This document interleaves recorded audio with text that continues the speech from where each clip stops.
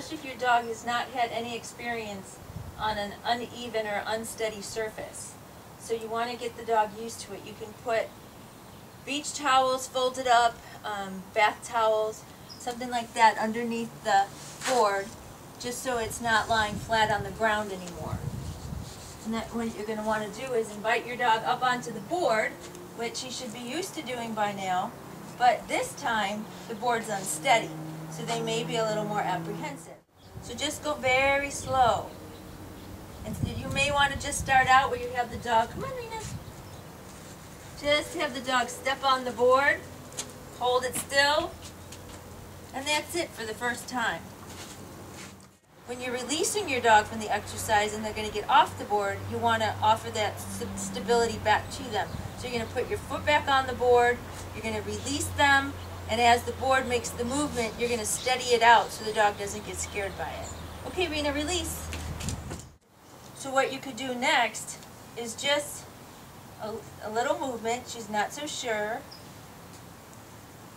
So, see, and she wants to leave the board. So she's not used to the movement. At first, when it moves and they're scared like that or just not so sure, you could just pet them, you can give them treats on the board.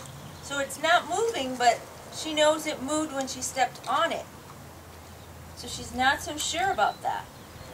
So we want to be able to pet them, and everything's fun on the board still. Good.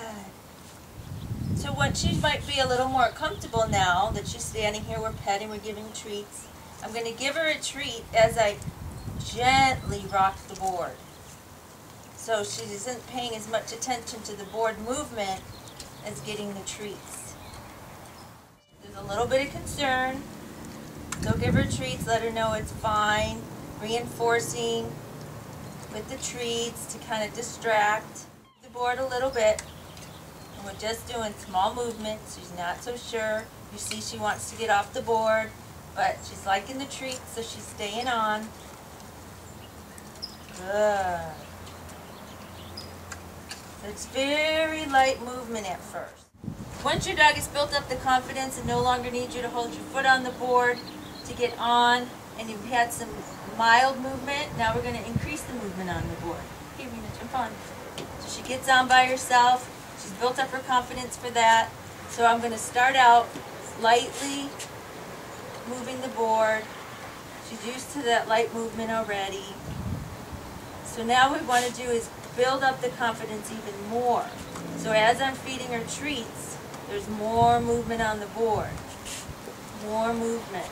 But she's distracted by the treats and not caring about the movement. So she's building up that confidence. Even though the board is moving more, she's building up that confidence.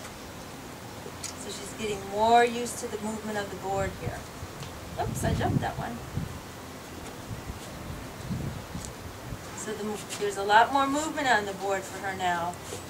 But she's getting much better at staying on it, even though the movement is much greater.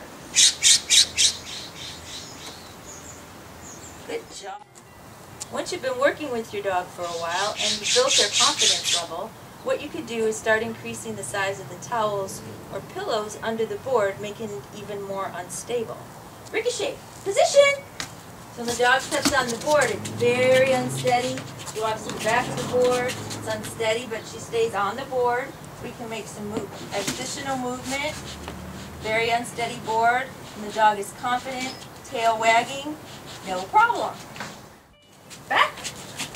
Good. Touch. Back. Good. Touch.